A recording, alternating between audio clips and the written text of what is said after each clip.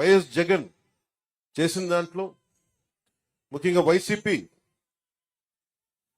ప్రతిపక్ష నేతగా ఉన్నప్పుడు బీసీల గర్జన పేరు మీద ఏలూరులో ప్రత్యేకమైన సభ నిర్వహించి చాలా హామీలు ఇచ్చారు.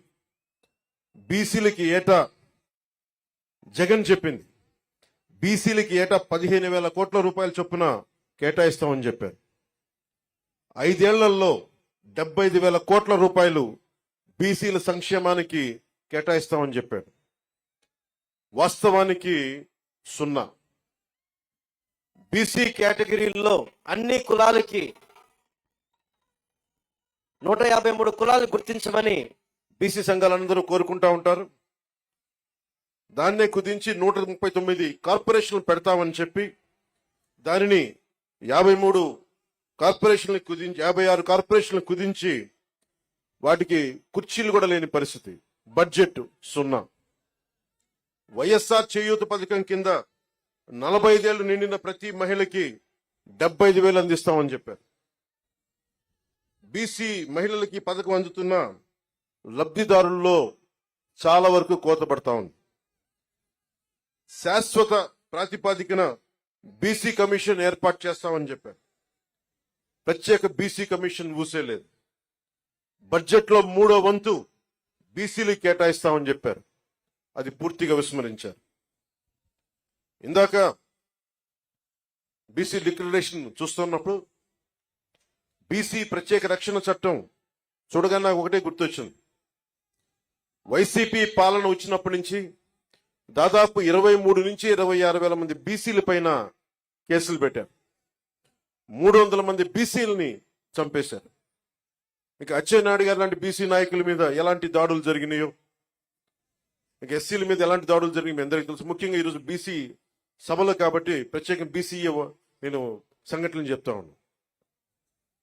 ఇందాక సోదరులు లోకేష్ గారు చెప్తున్నట్టుగా గుంటూరు జిల్లాలో జరిగిన సంఘటన, పాపం అమర్నాథ్ గౌడ్ అక్కని ఏడిపిస్తా ఉంటే అడ్డుకున్నందుకు వైసీపీ నాయకులు చెరుకు తోటలోకి తీసుకెళ్లి పెట్రోల్ అంటించి చంపేశారు. చాలా హృదయం కలిచివేస్తుంది. పట్టించుకునే వాళ్ళు లేరు, మాట్లాడేవాళ్ళు లేరు. వైసీపీలో ఉన్న బీసీ నాయకులు కూడా మీరు కూడా ఒకసారి పునరాలోచించుకోవాలి. గుడ్డిగా గనుక వైసీపీ నాయకులు వెనకేసుకొస్తే కులానికి కూడా ద్రోహం చేసిన వాళ్ళు అవుతారు. ఒకసారి ఆలోచించుకోండి. అలాగే 23 నుంచి 26 వేల మంది బీసీ యువత బీసీ ప్రజల్ని కేసులు పెట్టారు. ఇదివరకు ఎస్సీ పరిరక్షణ చట్టం ఎలా ఉంది, ఎస్సీ ఎస్టీ అట్రాసిటీ యాక్ట్ ఎలా ఉందో, ఈ రోజున వైసీపీ పాలనలో బీసీలకు కూడా ప్రత్యేక రక్షణ చట్టం అవసరమైంది. అది చెప్పగానే మొట్టమొదట బీసీ రక్షణకి చాలా అవసరం అని చెప్పి మనస్ఫూర్తిగా నా మద్దతు తెలిపాను వీటన్నిటికీ. ఈ రోజున జనసేన సంబంధించినంత వరకు బీసీలకి సంబంధించి నేను రామ్ మనోహర్ లోహియా గారి సిద్ధాంతాలకి ఆకర్షితునైన వాడిని. బీసీలకి సాధికారత ఉండాలి, ఇవన్నీ ఆలోచించేవాడిని. బీసీలకి మిగతా కులాలకి ఐక్యత ఉండాలి. కేవలం సంఖ్యాబలం ఉన్న బీసీ కులాలే కాదు, అల్పసంఖ్యాక బలం ఉన్న బీసీ కులాలకు కూడా ఎక్కువ అభివృద్ధి రావాలి. బీసీ కులాలన్నిటికీ ఎంతసేపు యాచించే స్థాయి నుంచి శాసించే స్థాయిలో బీసీ కులాలు ఉండాలి మనస్ఫూర్తిగా ఆకాంక్షించేవాడిని, కోరుకునేవాడిని. బీసీ కులాలు భారతదేశపు సంస్కృతికి సాంప్రదాయాలకి వెన్నెముక. బీసీ కులాలు లేని సమాజం, బీసీ కులాలు లేని భారతదేశం మనం ఊహించుకోలేం. భారతదేశం సంస్కృతి సాంప్రదాయాలని కాపాడుతుంది మెజారిటీ బీసీ కులాలే కాపాడుతూ ఉన్నాయి. అలాంటి బీసీ కులాలు చేతి వృత్తుల్ని కానీ, ముఖ్యంగా దేవాలయాల్లో మనకి ఆచార వ్యవహారాల్లో బీసీ కులాల తాలూకు వృత్తి నైపుణ్యాన్ని, చేతి కళల్ని ముఖ్యంగా దేవాలయాలు కార్యక్రమాలకు అనుసంధానం చేయాలి. తద్వారా వాళ్ళకి చాలా బలమైన ఆర్థిక పరిపుష్టి కలిగించే అవకాశం ఉందని నాకు చాలా మంది మా నాకు చాలా మంది బీసీ మేధావులు చెప్పారు. దానిని ఒకసారి నారా చంద్రబాబు నాయుడు గారి దృష్టికి కూడా తీసుకెళ్లి దాన్ని ఇంప్లిమెంట్ చేసేలాగా ఖచ్చితంగా దాన్ని ముందుకు తీసుకెళ్తాం. ముఖ్యంగా వడ్డెర కులస్తులు బ్లాస్టింగ్లు జరుగుతూ ఉంటాయి. కొడుతున్నప్పుడు డ్యాముల నిర్మాణం కానీ రైల్వే లైన్లు నిర్మాణం కానీ ఇవన్నీ వడ్డెర కులస్తుల ద్వారా జరిగాయి బ్రిటిష్ హయాంలో. అలాంటి వడ్డెర కులస్తులు ఈ రోజున పాపం బ్లాస్టింగ్ లో దెబ్బలు తింటా ఏ క్వారీలు కొడతారో ఆ క్వారీలకు వాళ్ళకి హక్కు లేకుండా పోయింది.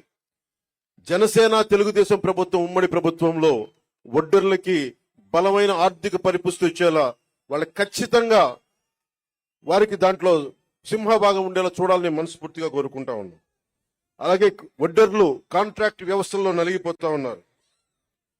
వడ్డెర్లు మనకి ముఖ్యంగా ఈ క్వారీ మైనింగ్ లో చనిపోతే కాంట్రాక్టులు మట్టి ఖర్చులు తప్ప ఇంక దేనికి అండగా నిలబడే పరిస్థితులు లేదు. నేనే స్వయాన కర్నూలులో ఈ పరిస్థితిని చూశాను. అలాగే యువతరం బీసీ యువతలో కుల వృత్తుల మీద ఆధారపడలేని పరిస్థితి ఉంది. ప్రత్యామ్నాయ అవకాశాలు కావాలి. వీటి అన్నిటి మీద చాలా సమూలంగా ఆలోచించాల్సిన అవసరం ఉంది.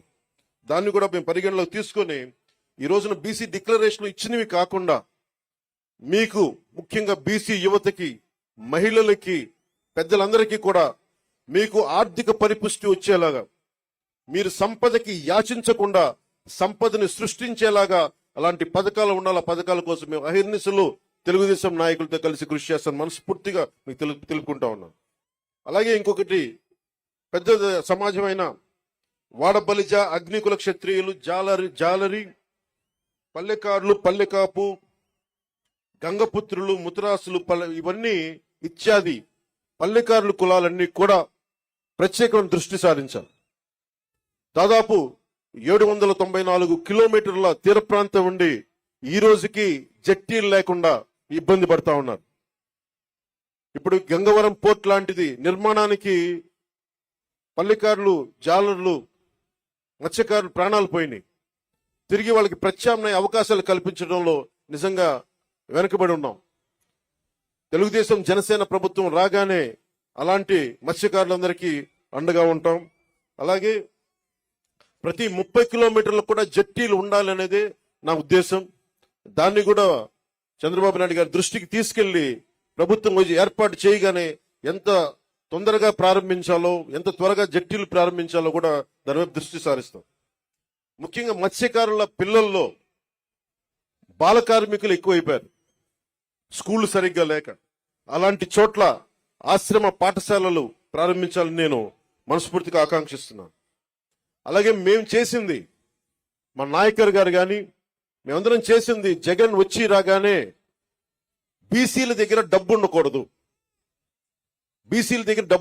పల్లెకారుల దగ్గర డబ్బు ఉండకూడదు, మత్స్యకారుల దగ్గర డబ్బు ఉండకూడదు అని చెప్పి జీవో 217 పట్టుకొస్తే ఆ రోజున మేము నర్సాపూర్లో నేనే స్వయంగా ఆ జీవో 217 2 ముక్కలుగా చించేశాం.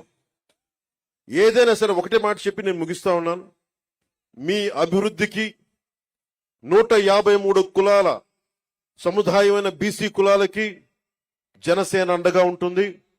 మీకు ఆర్థిక పరిపుష్టిని చేకూర్చేలా మీకు అండగా ఉంటాం. మీ మీద దాడులు జరిగితే మా ప్రాణాలు అడ్డేసి మరి మిమ్మల్ని కాపాడుకుంటాం. అలాగే అన్ని కులాలతో కూడా, ముఖ్యంగా మన బీసీ కులాల్లో కూడా ఐక్యత చాలా అవసరం. ఈ రోజున మనల్ని మనం ముందుకు తీసుకెళ్లాల్సిన పరిస్థితి ఉండి 153 కులాలంటే దాదాపు 53% పై శాతం జనాభా, 5 కోట్ల జనాభాలో అత్యధిక శాతం బీసీలే. అత్యధిక శాతం ఉండి ఈ రోజున మన ప్రాణరక్షణకి చట్టాలు కల్పించుకునే పరిస్థితిలో ఉన్నామంటే జగన్ గారి నుంచి అది జగన్ గొప్పతనం కాదు, మన అనైక్యత, మన బీసీ కులాల్లో ఉన్న అనైక్యత. మన ఐక్యతగా ఉంటే ఏ జగన్ కాదు, ఏ భూతం కూడా మనల్ని ఏమీ చేయలేదు. నేను అందుకనే ఇదే మంగళగిరిలో వైసీపీ వ్యతిరేక ఓటు చీలకూడదు అన్న మాట అన్నానంటే మన బీసీలు బాగుండటానికి కూడా దాని వెనుక మూల కారణం. మీ భవిష్యత్తు బాగుండాలి, అందరూ ఆనందంగా ఉండాలి. భవిష్యత్తులో మీకు జనసేన ఈ కూటమి తరపు నుంచి ఎప్పుడు మీకు అందుబాటులో ఉంటాం. ఎందుకంటే టీడీపీకి ఉన్న మంచి పేరే రామ్ మనోహర్ లోహియా గారి ఆలోచన ధోరణితోటి బీసీలకి అత్యధికంగా పీటు వేసిన పార్టీ. దాన్ని ఎవరు కాదనరు, విస్మరించలేరు. మనస్ఫూర్తిగా వెనకబడ్డ కులాలకి అండగా నిలబడినందుకు రామారావు గారిని ఒక్కసారి స్మరించుకుంటూ, మనస్ఫూర్తిగా మహానుభావుడు నిజంగా అధికారం రాని కులాలకి అధికారాన్ని కల్పించిన వ్యక్తి. రామ్ మనోహర్ లోహియా గారి స్ఫూర్తిని 80s లో ఆయన ముందుకు తీసుకెళ్లారు. అలాగే ఈ రోజున మనందరిపైన ఉన్న ఇది బాధ్యత కూడా ఇంకా చాలా కులాలు ఉండిపోయినాయి దూరంగా. జగన్ వచ్చి రాగానే 34% ఉన్న స్థానిక ఎన్నికల్లో 34% బీసీలకు రిజర్వేషన్ ఉంటే దాన్ని 24% తగ్గించారు. 24% తగ్గిస్తే 16,800 మంది బీసీలు స్థానిక నాయకత్వాన్ని కోల్పోయారు. తిరిగి జనసేన తెలుగుదేశం ప్రభుత్వం రాగానే ఇదివరకట్లాగే 34% పునరుద్ధరించాలి. అలాగే బాగా నచ్చింది నాకు ఈ దీంట్లో తిరిగి కేంద్ర ప్రభుత్వానికి 33% చట్టసభలో రిజర్వేషన్ కల్పిస్తామని చెప్పింది కూడా నాకు మనస్ఫూర్తిగా దానికి ఆనందం అనిపించింది. సో దీనికి ఈ బీసీ డిక్లరేషన్కి మనస్ఫూర్తిగా జనసేన మద్దతు ఉంది. నేను అహర్నిశలు మీ అభివృద్ధి కోసం కృషి చేస్తానని తెలుసుకుంటూ తెలుగుదేశం వర్ధిల్లాలి, జనసేన వర్ధిల్లాలి అని మనస్ఫూర్తిగా కోరుకుంటూ బీసీలు సాధికారత, రాజ్యాధికారం సాధించాలని మనస్ఫూర్తిగా ఆకాంక్షిస్తూ సెలవు తీసుకున్నాను. జై హింద్.